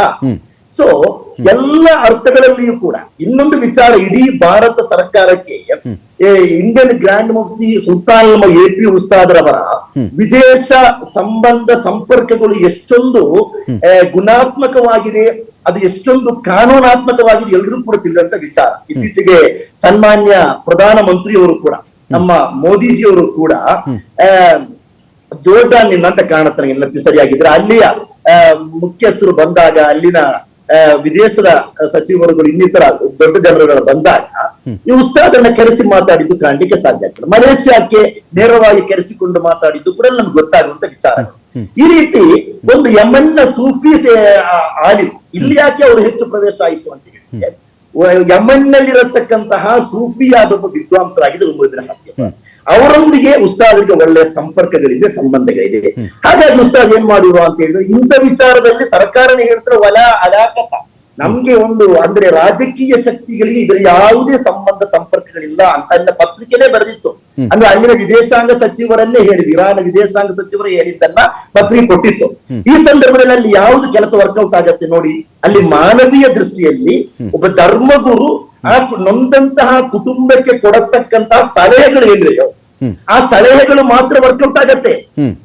ಆ ಸಲಹೆಗಳು, ಆ ಸಮಾಧಾನಗಳು ಅದೇ ಕುರ್ಆನನ್ನ, ಅದೇ ಹದೀಸನ್ನ ಮುಂದಿಟ್ಟುಕೊಂಡು ಒಂದು ಧರ್ಮಗುರು ಮಾತಾಡಿದಾಗ ನಡೆಯುತ್ತೆ ಅನ್ನುವ ಕಾರಣಕ್ಕಾಗಿ ಇವತ್ತು ಈ ಕೆಲಸವನ್ನ ಇಂಡಿಯನ್ ಗ್ರ್ಯಾಂಡ್ ಮುಫ್ತಿ ಅವರು ಮಾಡಿದ್ದಾರೆ. ಅದು ಎಲ್ಲ ಅರ್ಥದಲ್ಲಿಯೂ ಕೂಡ ಮಾನವೀಯತೆಯ ನಿಟ್ಟಿನಲ್ಲಿ ಅಂತ ನಾವು ಹೇಳ್ಬೇಕಾಗಿದೆ. ಫೈನ್. ನಾನು ಮತ್ತಷ್ಟು ಮೌಲಾನಾ ಮುಸ್ತಫಾ ನಹಿಮಿ ಅವರು ನಮ್ಮೊಂದಿಗಿದ್ದಾರೆ, ಮತ್ತು ಇನ್ನೊಂದು ಕಡೆಯಲ್ಲಿ ಉಮರ್ ಶರೀಫ್ ಅವರು ನಮ್ಮೊಂದಿಗೆ ಇದ್ದಾರೆ. ಉಮರ್ ಶರೀಫ್ ಅವ್ರನ್ನ ಮಾತಾಡಿಸ್ಬಿಡ್ತೀನಿ. ಈಗ ಉಮರ್ ಶರೀಫ್ ಸರ್, ನನ್ನೊಂದು ಕ್ವಶನ್ ಇದೆ ಇಲ್ಲಿ. ಈಗ ನೀವು ಆಗಲೇ ಹೇಳ್ತಾ ಇದ್ದೀರಿ ಆಧಾರಗಳೇನೂ ಇಲ್ಲ ಅಂತ. ಈ ವಿಚಾರದಲ್ಲಿ ನಮಗಿರುವ ಮಾಹಿತಿ, ಸೀಮಿತ ಮಾಹಿತಿ ಆಧಾರದ ಮೇಲೆ ಮಾತಾಡ್ತಾ ಇದ್ದೀನಿ ನಾನು. ಈಕೆ ಏನಾದರೂ ವಿಷದ ಇಂಜೆಕ್ಷನ್ ಚುಚ್ಚಿದ್ದಿದ್ರೆ ಅದು ಬೇರೆ ಮಾತು. ವಿಷದ ಇಂಜೆಕ್ಷನ್ ಹಾಕಿ ಅವನನ್ನು ಸಾಯಿಸಲೇಬೇಕು ಅಂತ ಮಾಡಿದರೆ ಬೇರೆ ಮಾತು. ಮತ್ತೆ ಬರಲಿ ಅಂಥೇಳಿ ನಿದ್ರೆ ಬರೋ ಇಂಜೆಕ್ಷನ್ ಚುಚ್ಚಿದ್ದು ಅದು ಓವರ್ ಡೋಸ್ ಆಗಿ ಸತ್ತು ಹೋದ್ರು ಅಂತ ಇರ್ತಕ್ಕಂಥ ಮಾಹಿತಿ. ಒಂದು ವೇಳೆ ನಿಮ್ಮ ಶರಿಯಾದಲ್ಲೋ ಅಥವಾ ಹದೀಸಲ್ಲೋ ಎಲ್ಲಿ ಆದರೂ ಕೂಡ ಈ ಕಾನೂನೇ ಅಂತಿಮಾರಿ ಸಾಯಿಸ್ತವ್ರನ್ನ ಸಾಯಿಸ್ಬಿಡ್ಬೇಕು ಎನ್ನುವುದೇ ಇದ್ದಿದ್ದರೆ ಎಲ್ಲಿಯೂ ಕೂಡ ದಿಯಾ ಎನ್ನುವ ಶಬ್ದ ಇರಬಾರ್ದಾಗಿತ್ತು. ದಿಯಾ ಅನ್ನೋ ಶಬ್ದದ ಮಹತ್ವ ಹೇಳ್ತಾ ಇದೆ, ಆ ಫ್ಯಾಮಿಲಿ ಒಂದು ವೇಳೆ ಯಾರು ಅತ್ಯಂತ ನೋವಿಗೆ ಒಳಗಾದರೋ, ಯಾರು ಆ ಸಾವಿನಿಂದ ಕಂಗೆಟ್ಟಿದ್ದರೋ, ತುಂಬ ತೊಂದರೆಗೆ ಸಿಕ್ಕಾಕೊಂಡ್ರೋ, ಅವರು ಒಂದು ವೇಳೆ ಮನ್ನಿಸಲು ಒಪ್ಪಿದರೆ, ಕ್ಷಮಿಸಲು ಒಪ್ಪಿದರೆ ಅವರು ಕ್ಷಮಿಸಬಹುದಾಗಿತ್ತು ಅಂತ. ಇಲ್ಲ ರೀ, ಅವ್ರನ್ನ ಹೆಂಗ್ರಿ ಇಂಟರ್ವ್ಯೂನ ಆಗೋಕ್ಕಾಗತ್ತೆ, ಇದರಲ್ಲಿ ಮಾನವೀಯತೆಗೆ ಎಲ್ಲಿ ಅವಕಾಶನೇ ಇಲ್ಲ, ಇದು ಹೇಳಕ್ಕೆ ಬರಲ್ವಲ್ಲ ನಾವು. ಹಾಗಿದ್ರೆ ದಿಯಾ ಅನ್ನೋ ಪ್ರಸ್ತಾಪನೆ ಇರಬಾರ್ದಾಗಿತ್ತು ಹದೀಸಲ್ಲಿ.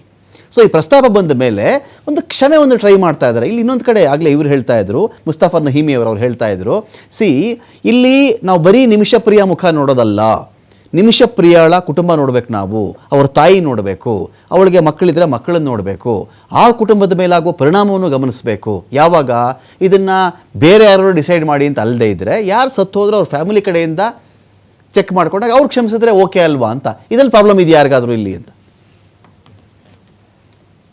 ನೋಡಿ, ದಿಯಾ ಬಂದು ಕುಟುಂಬದವರು ಅವರು ಕ್ಷಮಿಸುವಕ್ಕೆ ಒಂದು ವ್ಯವಸ್ಥೆ ಇರೋದು. ಅದಕ್ಕೆ ಯಾರು ಒತ್ತಡ ಕೊಡಬಾರದು. ಅವ್ರ ಕುಟುಂಬದವ್ರಿಗೆ ಅವರ ಮನೆಯಲ್ಲಿ ಯಾರೊಬ್ರು ತೀರೋಗಿದ್ರೆ ಅವ್ರ ಕಷ್ಟ ಅವ್ರಿಗೆ ಗೊತ್ತಾಗಿರುತ್ತೆ. ಸೊ ಅವರೇ ಮುಂದೆ ಬಂದು ಅವರೇ ಕ್ಷಮಿಸೋ ರೀತಿಯಲ್ಲಿ ಅವರು ಕ್ಷಮಿಸಕ್ಕೆ ದಿಯಾ ಅನ್ನೋ ಕಾನ್ಸೆಪ್ಟ್ ಇದೆ.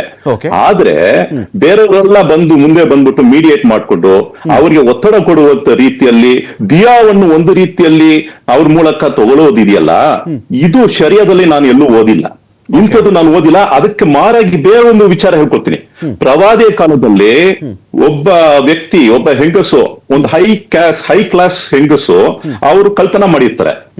ಆಗ ಪ್ರವಾದಿಯವರು ಅವ್ರ ಕೈ ಕತ್ತರಿಸ್ಬೇಕಂತ ಒಂದು ವರ್ಡಿಕ್ಟ್ ಕೊಟ್ಟಿರ್ತಾರೆ, ಒಂದು ತೀರ್ಪು ಕೊಟ್ಟಿರ್ತಾರೆ. ಆ ವೇಳೆಯಲ್ಲಿ ಒಬ್ರು ಅವ್ರ ಅನುಯಾಯಿ ಬಂದ್ಬಿಟ್ಟು ಅವ್ರಿಗೋಸ್ಕರ ಮೀಡಿಯೇಟ್ ಮಾಡಕ್ ಬರ್ತಾರೆ, ಇದನ್ನ ಕ್ಷಮಿಸ್ ಬಿಟ್ಬಿಡೋಣ ಅಂತ. ಆಗ ಪ್ರವಾದಿಯವರಿಗೆ ಕೋಪ ಸಿಟ್ಟು ಬಂದು ಹೇಳ್ಕೊಳ್ತಾರೆ, ಈ ಹಿಂದಿನ ಕಾಲದವರು ಯಾರು ಹೈ ಕ್ಲಾಸ್ ಇರ್ತಾರೋ ಅವ್ರು ಏನೋ ತಪ್ಪು ಮಾಡಿದ್ರೆ ಅವ್ರನ್ನ ಬಿಡುಗಡೆ ಮಾಡ್ಬಿಡ್ತಾರೆ, ಯಾರು ಕೀಳ್ವರ್ಗದವರು ಇರ್ತಾರೋ ಅವ್ರು ಏನೋ ತಪ್ಪು ಮಾಡಿದ್ರೆ ಅವ್ರಿಗೆ ಶಿಕ್ಷೆ ನೀಡ್ತಾರೆ. ಆ ಕಾರಣಕ್ಕೋಸ್ಕರ ಅವರೆಲ್ಲ ಹಾಳಾದ್ರು. ಅಂತ ಒಂದು ವ್ಯವಸ್ಥೆ ನಮ್ಗೆ ಬೇಕಿಲ್ಲ ಅಂತ ಹೇಳಿಕೊಂಡು ಪ್ರವಾದಿ ಒಂದು ಮಾತು ಹೇಳ್ತಾರೆ, ನನ್ನ ಮಗಳು ಫಾತಿಮಾ ಬಿಂತ್ ಮೊಹಮ್ಮದ್ ಸಲ್ಲಲ್ಲಾಹು ಅಲೈಹಿ ವಸಲ್ಲಂ ಅವಳು ಒಂದು ವೇಳೆ ಕಲ್ಪನಾ ಮಾಡಿದ್ರೆ ಅವಳ ಕೈಯನ್ನು ಕತ್ತರಿಸ್ತೀನಿ ಅಂತ ಒಂದು ಮಾತು ಸಹೀಹ್ ಬುಖಾರಿಯಲ್ಲಿ ಇವತ್ತು ಉಲ್ಲೇಖವಾಗಿದೆ. ಹಾಗಾಗಿ ನ್ಯಾಯ, ನೀತಿ, ಧರ್ಮ ಅದ್ರ ಜೊತೆ ಕರುಣೆಯನ್ನು ಬರುತ್ತೆ. ಕರುಣೆಯನ್ನು ತೋರಿಸುವರು ಅವರ ಸಂಬಂಧಿಕರಾಗಿರ್ಬೇಕು. ನಾನು ನಮ್ಮನೆಯಲ್ಲಿ ಅವನು ಕಲ್ಪನಾ ಮಾಡಿದ್ರೆ ನಾನು ಕ್ಷಮಿಸ್ಬಿಡ್ಬೇಕು ಹೊರತು ಪಕ್ಕದವನು ಕ್ಷಮಿಸೋದಲ್ಲ. ಇಲ್ಲಿ ಬೇರೆಯೊಬ್ರು ಯಾರು ಮುಂದೆ ಬಂದ್ಬಿಟ್ಟು ನಾವು ಅವ್ರಿಗೋಸ್ಕರ ಕರುಣೆ ತೋರಿಸ್ತೀವಿ ಅಂತ ಹೇಳೋದು, ಅವ್ರ ಮನೆಯಲ್ಲಿ ಯಾರು ತೀರೋಗಿದ್ರೆ ನೀವು ಇಂತ ಕರುಣೆ ತೋರಿಸ್ತೀರಾ ಅಂತ ಪ್ರಶ್ನೆ ಬರುತ್ತೆ. ಯಾರ್ಯಾರು ಕರುಣೆ ತೋರಿಸ್ಬೇಕಂತ ಹೇಳ್ತಾರೋ, ನಿಮ್ಮ ಮನೆಯಲ್ಲಿ ಒಬ್ಬ ಹುಡುಗನನ್ನ ಯಾರು ಸಾಯಿಸ್ಬಿಟ್ರೆ ನೀವು ಬಂದು ಕರುಣೆ ತೋರಿಸ್ಕೆ ನಿಮ್ಗೆ ಅಷ್ಟು ದೊಡ್ಡ ಹೃದಯ ಇದೆಯಾ? ಹಂಗಿದ್ರೆ ಮುಂದೆ ಬಂದು ಕರುಣೆ ತೋರಿಸಿ. ಆದ್ರೆ ಬೇರೊಬ್ಬರ ಮನೆಯಲ್ಲಿ ಏನೋ ತಪ್ಪಾಗಿದೆ, ಅವರನ್ನ ನೀವು ಒತ್ತಡಕ್ಕೆ ಒಳಗಾಗಿ ನೀವು ಕರುಣೆ ತೋರಿಸಿ ಅಂತ ಹೇಳೋದು ಎಲ್ಲಿ ಕೂಡ ನಾನು ಶರಿಯಾದಲ್ಲಿ ನಾವು ಓದಿಲ್ಲ. ಉಮರ್ ಶರೀಫ್ ಅವರೇ, ಫೈನ್ ಒಳ್ಳೆ ಪಾಯಿಂಟ್ ನೀವು ರೈಸ್ ಮಾಡ್ತಾ ಇದ್ದೀರಿ. ಇಲ್ಲಿ ನಿಮಿಷ ಪ್ರಿಯ ಒಂದು ಪಕ್ಕದ ಮನೆ ಅಂತ ನಾವು ಭಾವಿಸೋಣ, ಬಟ್ ನಿಮಿಷ ಪ್ರಿಯ ಫ್ಯಾಮಿಲಿಗಿರ್ತಕ್ಕಂತಹ ರೂಟ್ ಏನು, ಅವ್ರಿಗಿರ್ತಕ್ಕಂಥ ದಾರಿ ಏನು ಅಂತ ನಾವು ಚೆಕ್ ಮಾಡ್ಕೊಂಡಾಗ, ನಿಮಿಷ ಪ್ರಿಯ ಅವರ ಗಂಡ ಅಲ್ಲೇ ಇದ್ರು, ಮಗಳು ಅಲ್ಲೇ ಇದ್ದಳು. ಕೆಲ ವರ್ಷಗಳ ನಂತರ ಯೆಮೆನ್ನಿಂದ ಅವರು ವಾಪಸ್ಸಾಗಿದ್ದಾರೆ. ಇಲ್ಲಿ ಸದ್ಯಕ್ಕೆ ಅವರು ಕೇರಳದಲ್ಲಿದ್ದಾರೆ. ಅವರು ಅಲ್ಲಿ ನಿಮಿಷ ಪ್ರಿಯ ಒಬ್ಬಳೇ ಇದ್ಲು, ಆ ವ್ಯಕ್ತಿ ಜೊತೆ ಪಾರ್ಟ್ನರ್ಶಿಪ್ಪಲ್ಲಿ ಕ್ಲಿನಿಕ್ ನಡೆಸ್ತಾ ಇದ್ದಳು. ಈ ಥರ ಒಂದು ದುರ್ಘಟನೆ ನಡೆದು ಹೋಯಿತು. ಈಗ ಇಲ್ಲಿರ್ತಕ್ಕಂಥ ಕೇರಳ ಫ್ಯಾಮಿಲಿಯವರಿಗೆ ಸದ್ಯದ ಬಂಡುಕೋರ ವಶದಲ್ಲಿರ್ತಕ್ಕಂಥ ಯೆಮೆನ್ನು ಭಾಗ, ಅಲ್ಲಿನ ಕಾನೂನು, ಅಲ್ಲಿನ ಒಂದಷ್ಟು ಕೋರ್ಟು, ಅಲ್ಲಿ ಇರ್ತಕ್ಕಂಥ ವ್ಯವಸ್ಥೆಯಲ್ಲಿ ಇವ್ರಿಗೆ ಯಾರು ಅಕ್ಸೆಸಬಲ್ ಇದ್ರೋ ಇಂಡಿಯಾದಲ್ಲಿ ಅವ್ರು ಹೋಗಿ ಅಪ್ರೋಚ್ ಮಾಡಿದ್ರು, ನಿಮ್ಗೇನೋ ಗೊತ್ತಿದ್ದಾರಂತಲ್ಲ ಹೆಲ್ಪ್ ಮಾಡಿ ಅಂತ ಹೇಳಿ. ಇದರ ಮೂಲಕ ಹೌದಾ ಮಾನವೀಯತೆ ನೆಲೆಗಟ್ಟ ನಾನು ಏನೋ ಹೆಲ್ಪ್ ಮಾಡ್ತೀರಪ್ಪ ಅಂತ ಹೋದ್ರೆ ಇದು ಪಕ್ಕದ ಮನೆ ಅವ್ರ ಮನೆ ಅಲ್ಲ ಅಂತ ನಾವು ಹೇಳಕ್ ಬರುತ್ತಾ? ನೋಡಿ, ಮಾನವೀಯತೆ ಮೂಲಕ ಏನ್ ಮಾಡ್ಬೇಕಾದ್ರೂ ಮಾಡಬಹುದು. ನಾನೇನು ಮಾನವೀಯತೆ ತೋರಿಸ್ಬಿಡಿ ಅಂತ ಹೇಳ್ತಿಲ್ಲ. ಆದ್ರೆ ಬರೀ ನಿಮಿಷ ಪ್ರಿಯ ಮೂಲಕ ನಾವು ಆ ಮಾನವೀಯತೆಯನ್ನು ಪೂರ್ಣಗೊಳಿಸ್ತೀವ? ಇದು ನಾಳೆ ಇಂತಹ ಕೇಸ್ ಬರಲ್ಲ ಅಂತ ಹೇಳಕ್ಕಾಗತ್ತಾ? ಇವತ್ತಿಗೆ ಇಂತಹ ಕೇಸ್ ನಡೀತಿಲ್ಲ ನಮ್ಮ ಭಾರತದಲ್ಲಿ. ಎಷ್ಟೋ ಕೇಸ್ಗಳಿವೆ. ನಾಳೆ ದಿವಸ ನೀವು ಎಲ್ಲರನ್ನು ಹೀಗೆ ಕ್ಷಮಿಸೋ ಮಾಡೋ ರೀತಿ ಆ ಒಂದು ಮಾನದಂಡ ಎಲ್ಲಿಂದ ಸಿಕ್ತು ಅಂತ ನಾನು ಕೇಳ್ತಾ ಇದೀನಿ. ಇದನ್ನ ನೀವು ಒಂದು ಮಾನದಂಡ ಮಾಡ್ತೀರಾ? ಬರೋ ಕಾಲಕ್ಕೆ ಇದನ್ನ ಮಾನದಂಡ ಮಾಡ್ಬಿಟ್ಟು ಎಲ್ಲಾ ವಿಚಾರಕ್ಕೂ ಇಲ್ಲಿರತಕ್ಕಂತಹ ಮುಫ್ತಿಯವರು ಎಲ್ಲಾ ವಿಚಾರಕ್ಕೂ ಮುಂದೆ ಬಂದು ಇದನ್ನ ನೀವು ತಡೆ ಮಾಡಿ ಇದಕ್ಕೆ ನಾವು ಒತ್ತಡ ನೀಡ್ತೀವಿ ಅಂತ ಬರಕ್ಕಾಗತ್ತಾ ಅಂತ ನನ್ನ ಪ್ರಶ್ನೆ ಇರೋದು. ಫೈನ್ ನಾನು ಈಗ ಇದನ್ನ ಇವ್ರು ಕೇಳ್ಬಿಡ್ತೀನಿ, ಮೌಲಾನಾ ಮುಸ್ತಫಾ ನಹಿಮಿ ಅವರಿಗೆ.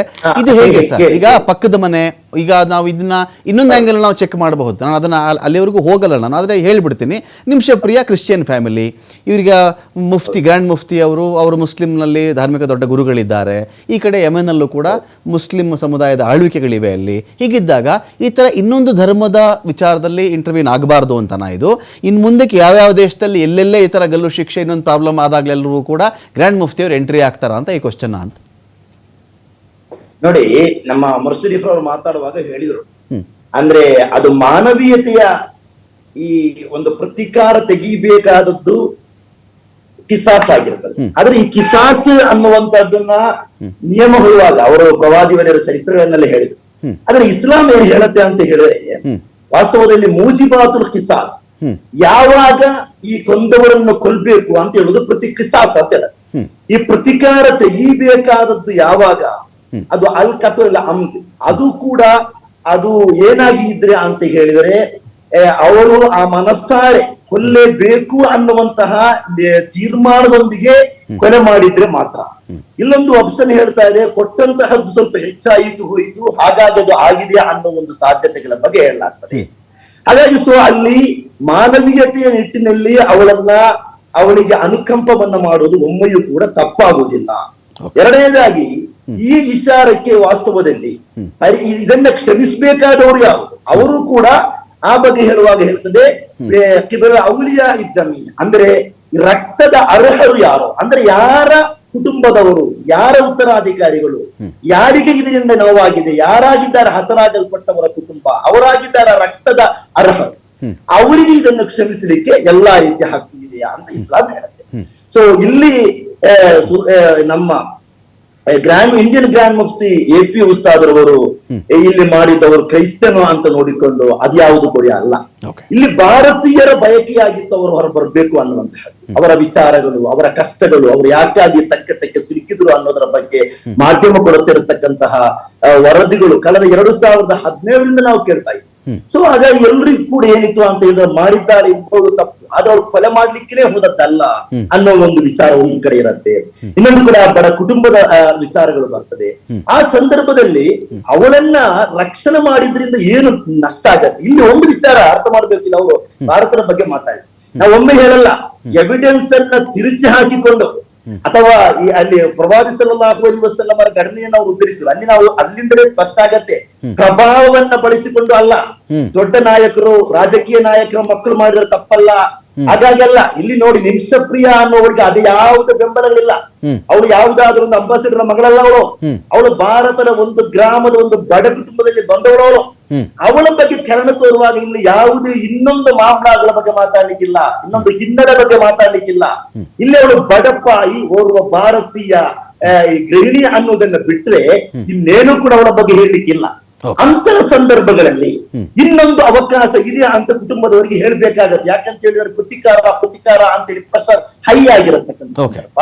ಅವರು ಸಾತ್ವಿಕರಾದ ವಿದ್ವಾಂಸರನ್ನು ಹಿಡಿದುಕೊಂಡು ನೋಡಿ ಇನ್ನೊಂದು ದಾರಿ ಇದೆಯಲ್ಲ ಇಸ್ಲಾಂನಲ್ಲಿ ಅಂತ ಹೇಳಿಕೊಡಬೇಕಾದಂತ ಒಂದು ಕೆಲಸವನ್ನ ಇಂಡಿಯನ್ ಗ್ರ್ಯಾಂಡ್ ಮುಫ್ತಿ ಭಾರತೀಯ ಮುಫ್ತಿ ಅನ್ನುವ ವಾಟಿನಲ್ಲಿ ಅವರು ಮಾಡಿದ್ದಾರೆ ಅಂತ ಈ ಸಂದರ್ಭ.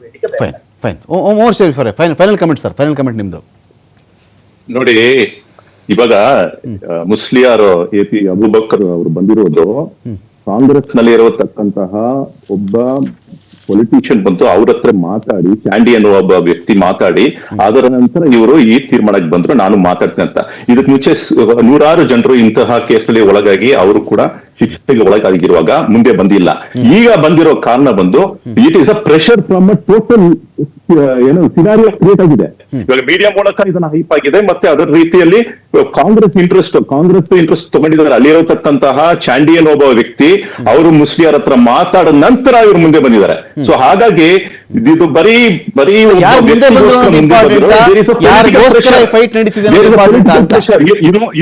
ಉಮರ್ ಶರೀಫ್ ಅವರೇ, ಯಾರು ಮುಂದೆ ಬಂದ್ರು ಅನ್ನೋದು ಇಂಪಾರ್ಟೆಂಟಾ, ಯಾರಿಗೋಸ್ಕರ, ಯಾರು ಕೇಳ್ಕೊಳ್ತಾ ಇದ್ದಾರೆ, ಇಡೀ ದೇಶದ ಅಂತ? Well, I leave it to the people. ಯಾಕೆ ಇದಕ್ಕೆ ಮುಂಚೆ ಇರುವ ಎಷ್ಟೋ ಕೇಸ್ ಯಾಕೆ ಬಂದಿಲ್ಲ ಅಂತ ನನ್ನ ಪ್ರಶ್ನೆ ಇರೋದು. Okay okay, fine. Mustafa Naheemi ಅವರೇ, ಫೈನಲ್ ಕಮೆಂಟ್ ಹೇಳಿಬಿಡಿ. ಫೈನಲ್ ಕಮೆಂಟ್ಸ್ ಒಂದು ಇನ್ನೊಮ್ಮೆ ನಾನು ಓದ್ತಾ ಇದ್ದೀನಿ. ಅಂದ್ರೆ ಈಗ ಇವರಿಗೇನೋ ಇಂಡಿಯನ್ ಗ್ರ್ಯಾಂಡ್ ಮುಫ್ತಿ ಮುಂದೆ ಬಂದಾಗ ಕೆಲವರಿಗೆ ಸಹಿಸ್ಲಿಕ್ಕೆ ಆಗ್ತಾ ಇಲ್ಲ. ಇನ್ನೊಮ್ಮೆ ನಾನು ಆ ಪತ್ರಿಕೆಯ ರಿಪೋರ್ಟ್ ಅನ್ನ ಕರೆಕ್ಟ್ ಆಗಿ ಓದ್ತಾ ಇದ್ದೀನಿ. ಅರಬಿಯಲ್ಲಿದೆ, ಈ ಒಂದು ಹುಕುಮನ್ನ ಅಂದ್ರೆ ಅವರ ವಧ ಮಾಡಬೇಕು ಅನ್ನತಕ್ಕಂತ ಆದೇಶವನ್ನ ಅತ್ಯಂತ ತ್ವರಿತವಾಗಿ ಮಾಡಬೇಕಾದದ್ದಲ್ಲಿ ಬದಲಾವಣೆ ಉಂಟಾದದ್ದು ಯಾವಾಗ ಅಂತ ಹೇಳಿಕೊಂಡು ಆ ಪತ್ರಿಕೆಯಲ್ಲಿ ಅತ್ಯಂತ ಸ್ಪಷ್ಟವಾಗಿ ಹೇಳ್ತದೆ. ವಕದ ತಮ್ಮ ತರ್ತೀಬು ಹಾಜಿಲ್ಲಿಕಾಯಿ ಬಿವಾಸಿತತಿ ಝഈಮ್ ಸುನ್ನಿ ಅಲ್ ಬಾರಿಜ್ ಅಶೇಖ್ ಅಬೂಬಕರ್ ಮುಸ್ಲಿಯಾರ್ ಮಿನ್ ವಿಲಾಯತಿ ಕೇರಳ ಬಿಲ್ ಹಿಂದೆ ಭಾರತದ ಇಂಡಿಯನ್ ಗ್ರ್ಯಾಂಡ್ ಮುಫ್ತಿ ಸುಲ್ತಾನ್ ಉಲಮಾ ಕಾಂದಪುರಂ ಎಪಿ ಅಬೂಬಕರ್ ಮುಸ್ಲಿಯಾರ್ ರವರ ಮೂಲಕ ಉಮರ್ ಹಫೀಲ್ ರವರು ಅವರದೇ ಆದಂತಹ ಒಂದು ಪ್ರಭಾವವನ್ನು ಬಳಸಿಕೊಂಡು ಆ ನೊಂದಂತಹ ಕುಟುಂಬದಲ್ಲಿ ಇನ್ನೊಂದು ಪರಿಹಾರ ಮಾರ್ಗವಿದೆ, ನೀವು ಅದನ್ನು ಹಿಡಿದುಕೊಂಡು ಒಂದು ಹೆಣ್ಣು ಮಕ್ಕಳಿಗೆ ಬದುಕು ಕೊಡಿ ಅಂತ ಮತ್ತೊಮ್ಮೆ ವಿನಂತಿ ಮಾಡಿದ ಸಲುವಾಗಿ ಈ ಒಂದು ಇವತ್ತು ನಿನ್ನೆ ನಡೆಯಬೇಕಾಗಿದ್ದಂತಹ ಒಂದು ವಧ ಶಿಕ್ಷೆ ಇಲ್ಲವಾಗಿದೆ. ಖಂಡಿತವಾಗಿ ನಮಗೆ ನಿರೀಕ್ಷೆ ಇದೆ. Indian grand mufti Sultan Kanthapuram AP Abubakar Musliyar ಇಡೀ ಭಾರತದ ಹಿಂದೂ ಮುಸಲ್ಮಾನ್ ಕ್ರೈಸ್ತ ಎನ್ನುವ ಭೇದ ಭಾವವಿಲ್ಲದೆ ಸರ್ವರ ಮಾನವೀಯತೆಯನ್ನು ಎತ್ತಿ ಹಿಡುವಂತ ಕೆಲಸವನ್ನು ಮಾಡಿದ್ದಾರೆ, ಮುಂದೆಯೂ ಕೂಡ ಮಾಡ್ತಾರೆ. ಕೇವಲ ಇದೊಂದು ನಿಮಿಷಾಪ್ರಿಯದ ವಿಚಾರವಲ್ಲ, ಇಂಡಿಯನ್ ಗ್ರ್ಯಾಂಡ್ ಮುಫ್ತಿ ಸುಲ್ತಾನ್ ಉಲಮಾರ ಬಗ್ಗೆ ಇಡೀ ಭಾರತೀಯರಿಗೆ ನಿರೀಕ್ಷೆ ಇಟ್ಕೊಳ್ಬಹುದು ಅಂತ ಮಾತ್ರ ಈ ಸಂದರ್ಭ ಹೇಳಲಿಕ್ಕೆ ಬಯಸ್ತಾ. ಥ್ಯಾಂಕ್ ಯು ಮೌಲಾನಾ ಮುಸ್ತಫಾ ನಹೀಮಿ ಅವರೇ, ಥ್ಯಾಂಕ್ ಯು ಉಮರ್ ಶರೀಫ್ ಅವರೇ. ಸಾಕಷ್ಟು ವಿಷಯಗಳ ಬಗ್ಗೆ, ನಿಮ್ಮ ಧಾರ್ಮಿಕ ವಿಚಾರಗಳ ಬಗ್ಗೆ ಸಾಕಷ್ಟು ವಿಷಯಗಳ ಬಗ್ಗೆ ಬೆಳಕು ಚೆಲ್ಲಿದ್ದೀರಿ. Thank you so much. ಇದರೊಂದಿಗೆ ಅಖಾಡ ಬಿಗ್ ಡಿಬೇಟ್ ಮುಗಿಸ್ತಾ ಇದ್ದೀನಿ. ನಮಸ್ಕಾರ.